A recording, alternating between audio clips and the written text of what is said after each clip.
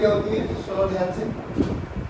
Reality में हम लोगों को चौक कॉइल की कभी कभार स्पेसिफिकेशन पूछ ली जाती है कि एक अच्छी चौक कॉइल क्या होती है, छोटी सी चीज़ें याद रखो बस। रियलिटी में जो ये चौक कॉइल हमारे ट्यूबलाइट्स वगैरह में यूज़ करते हैं हम लोग, इस चीज़ के लिए यूज़ होता है कि करंट को रिड्यूस कर दें, क्योंकि मेरी जो आपकी ट्यूबलाइट होती है ना, इसको ज़्यादा पावर की ज़रूरत होती नहीं, बहुत कम पावर में यूज़ हो सकता है।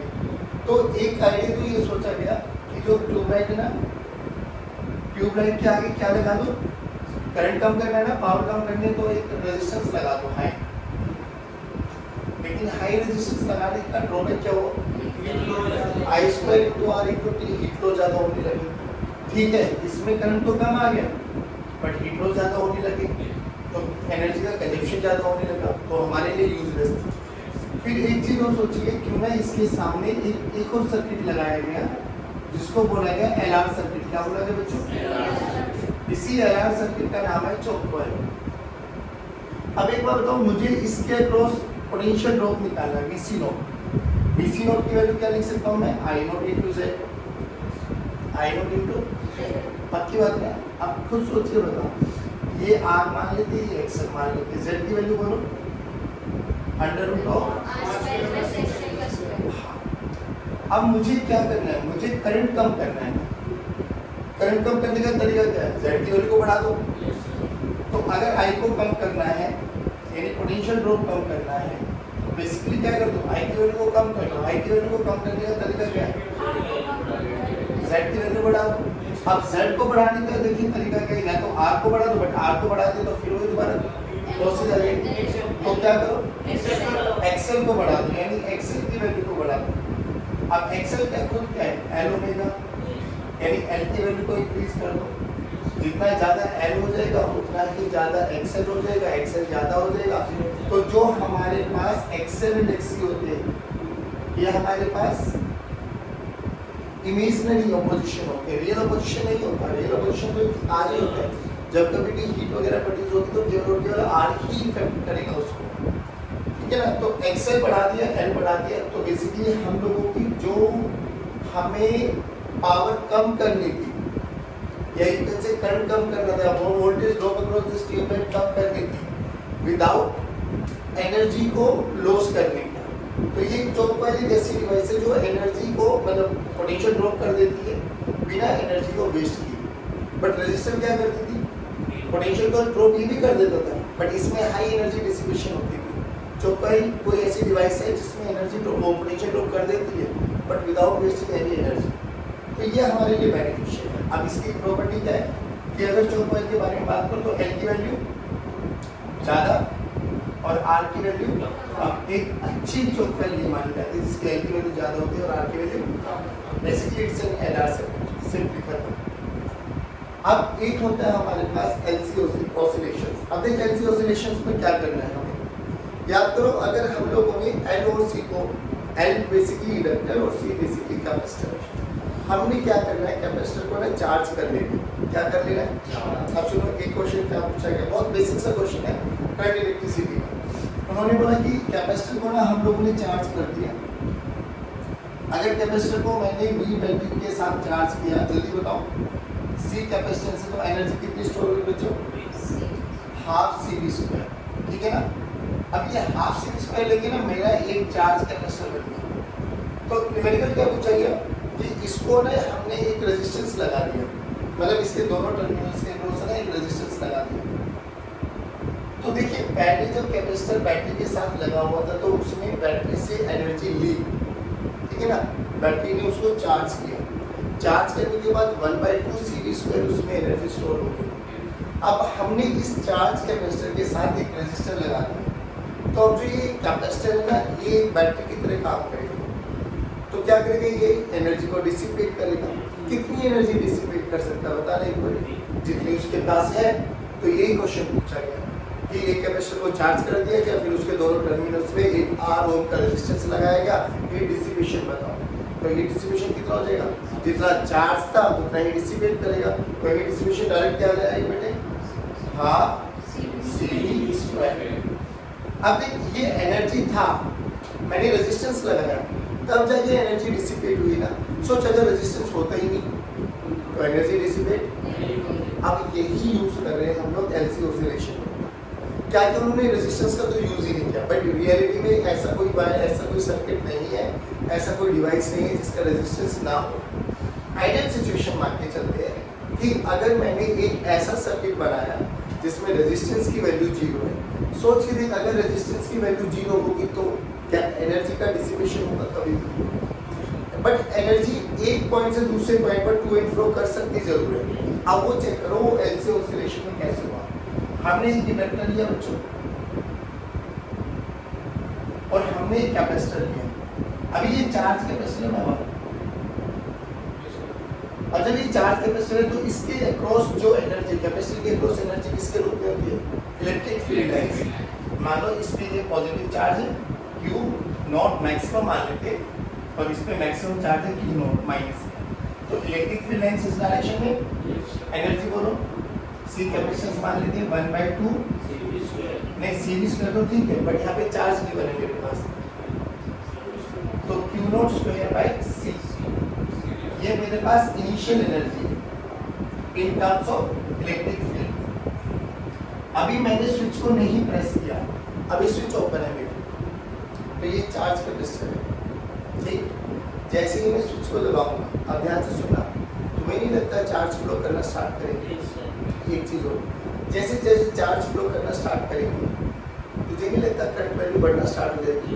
करंट बढ़ेगा बट कैपेसिटर पे चार्ज घटता चला जाएगा, होगा ना ऐसे? और एक साथ मतलब ऐसे नहीं कि जैसे स्विच दबाया इंस्टेंटली कैपेसिटर डिस्चार्ज हो गया। वो कैपेसिटर डिस्चार्ज कब होता था?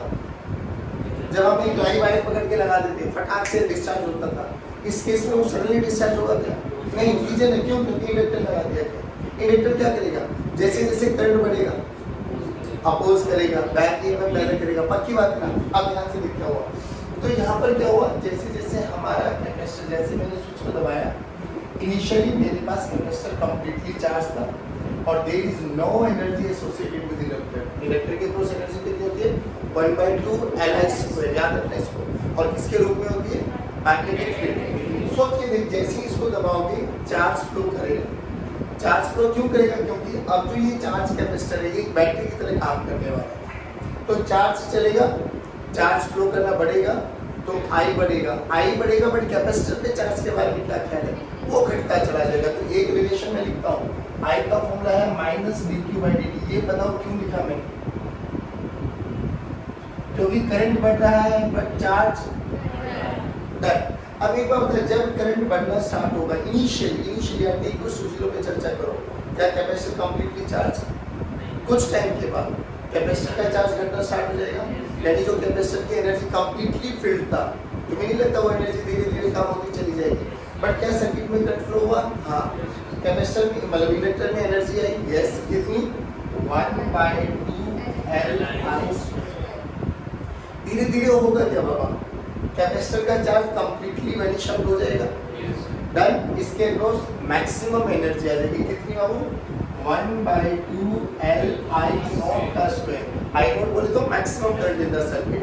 अब चूंकि there is no resistance at all, कोई रेजिस्टेंस नहीं है, तो जो एनर्जी पहले ऐसे जाएगी फिर वो वापस आएगा, यानी पहले ये हायर पोलैरिटी था, फिर ये हायर पोलैरिटी बन जाएगा, फिर एनर्जी का डिसिपेशन इस तरफ हो जाएगा, फिर ऐसे एंड ये ऑसिलेशन चलता रहेगा एनर्जी का।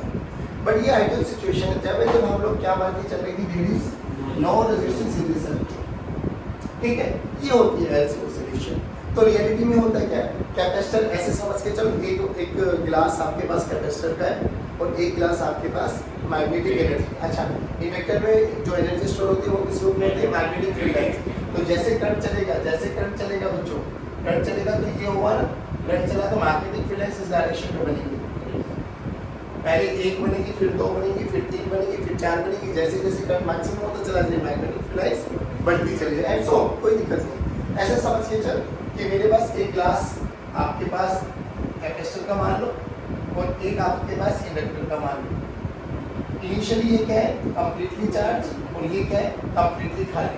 कुछ टाइम के बाद क्या होगा बच्चों? ये घटना स्टार्ट हो जाएगा और ये वाला बढ़ना स्टार्ट हो जाएगा। लेकिन किसी भी इंस्टेंट पर हम ये कह सकते हैं टोटल एनर्जी क्या रहेगी, कांस्टेंट है ना, जितनी इसकी एनर्जी है। एक टाइम ऐसा आएगा कि ये कंप्लीटली चार्ज हो, मतलब इसके पास मैक्सिमम एनर्जी आ जाएगी और ये कंप्लीटली डिस्चार्ज, मतलब इसकी एनर्जी कंप्लीटली खत्म हो गई होगी। फिर यही एनर्जी का ऑसिलेशन कंटिन्यूएशन में चलता रहता है।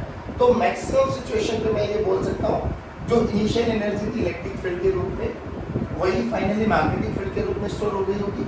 तो मैक्सिमम एनर्जी की सिचुएशन देखो, दोनों की इक्वेट करने एक बनी 1/2 Q naught का square by C must be equals to 1/2 L I naught का स्क्वायर। क्या 1/2 कैंसिल आउट हो जाएगा बच्चों, ये एक रिलेशन बन जाएगा आपके पास Q naught का square by C this is equals to L I naught का स्क्वायर। अब एक चीज और बताओ मुझे, जब ये सब चीजें होती जा रही है ना, अब सिंपल सा फंडा बताओ, इसके अक्रॉस कितना पोटेंशियल मालूम है Q naught बाय C, इसके अक्रॉस कितना मालूम L di बाय dt है ना, L di बाय, किसी भी इंस्टेंट पे मान लेते हैं इसमें आपके पास चार्ज रहेगा Q और इसमें जो बैक ईएमएफ बना that is L di by dt। चलो केवीएल लगाओ एक बार, ये पॉइंट से घूम घाम के वापस इसी पॉइंट पर आओ। चलो VA प्लस से minus minus L di by dt minus से plus plus Q by C this is equals to VA भी कैंसिल आउट बच्चों, तो ध्यान से देख क्या बोल सकता हूँ L di बाय dt सही है ना, Q by C हाँ equals to Q by C। पक्की बात, शो ध्यान चलिए ठीक है हमारे पास। अब ध्यान से देख di बाय dt को मैं क्या लिख सकता हूँ, di बाय dt को मैं क्या लिख सकता हूँ, माइनस देखो I की वैल्यू को रखो माइनस dq बाय रखो, यहाँ पे L को उधर लेके चले जाओ आप, तो d बाय dt और I की वैल्यू को रखो minus dq by dt, minus बाहर लेके आ जाओ dq बाय dt, उधर जाके क्या बन गया q by c into L। ठीक है, ये वाली टर्म को भी उधर लेके आ जाओ या उस टर्म को इधर लेके आ जाओ, तो यहाँ पे क्या बना ध्यान से देखो, d स्क्वायर माइनस कॉमन लेके उधर खत्म कर रहा हूँ, d square q by dt का square plus q by cl this is equals to 0। तुम्हें नहीं लगता ये कुछ ऐसी क्वेश्चन आप लोगों ने 11th स्टैंडर्ड में भी पढ़ी है ना, क्या पढ़ी है उसमें।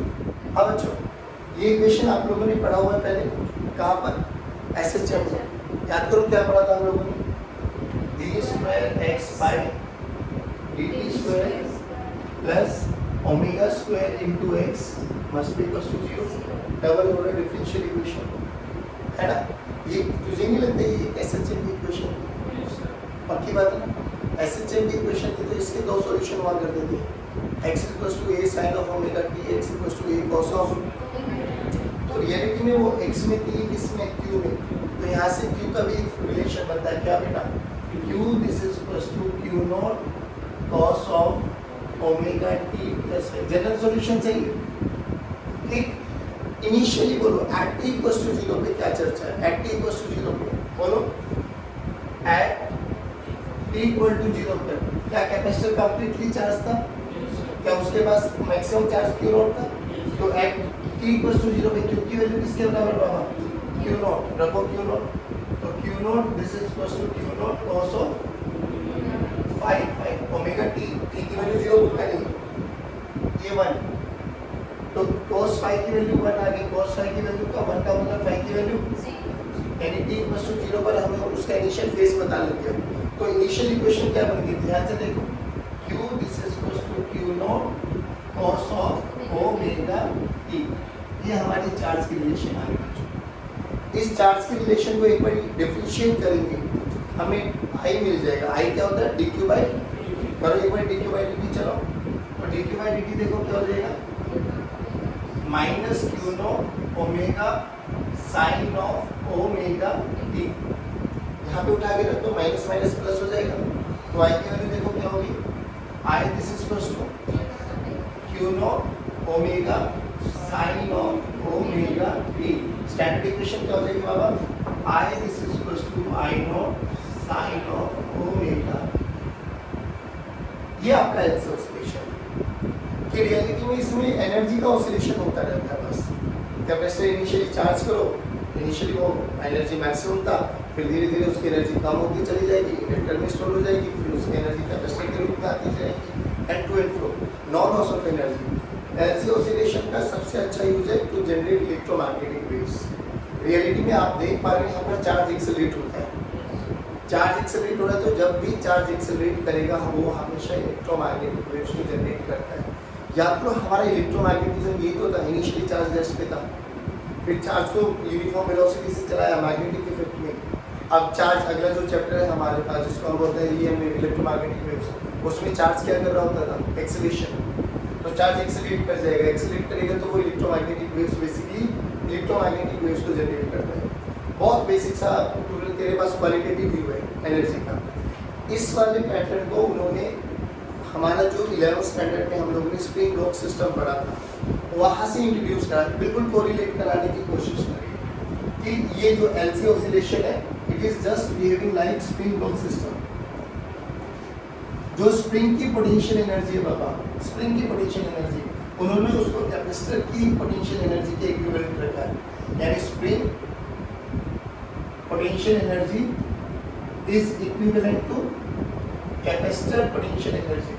स्प्रिंग की पोटेंशियल एनर्जी बोलो हाफ के एक्स स्क्वायर, यहाँ पे बोलो हाफ क्यू नॉट का स्क्वायर बाई सी, हाफ के यहाँ पे कांस्टेंट है, एक्स जो काम एक्स कर रहा है वहाँ पे डिस्प्लेसमेंट कर रहा होता था वो वहाँ पे चार्ज कर रहा है, जो यहाँ पर के कर रहा है वो वहाँ पे 1/c कर रहा है। और जो ये ब्लॉक है जिसका मास है में, ब्लॉक के इनर्शिया को उन्होंने स्प्रिंग के एनर्जी के साथ लगाई। ब्लॉक में क्या है कि बच्चों 1/2 mv स्क्वायर, अरे हाय ना बोलो, that is equals to 1/2 li square. ठीक है, अब यहाँ से इक्वेट कर दो, हाफ मास जो है वो l के बराबर है और जो वेलोसिटी है वो इनर्शिया के बराबर है। कभी कभार एक नंबर का क्वेश्चन पूछा जाता है कि एलसी ऑसिलेशन सर्किट में स्प्रिंग ब्लॉक सिस्टम को किसके इक्विवेलेंट कंपेयर किया गया। याद इसे रखो, स्प्रिंग और इंडक्टर देखने में सेम से लग रहे हैं बट इनको दोनों को बराबर नहीं रखना, दैट्स इट, ऐसे याद रखो। स्प्रिंग और इंडक्टर देखने में दोनों बराबर ही बट दोनों एनर्जी से कभी कंपेयर नहीं करते। स्प्रिंग को हमेशा कंपेयर करोगे कैपेसिटर के साथ और ब्लॉक की इनर्शिया को कंपेयर करोगे इंडक्टर के साथ। That's it, thank you very much, have a good day, God bless you, जय हिंद।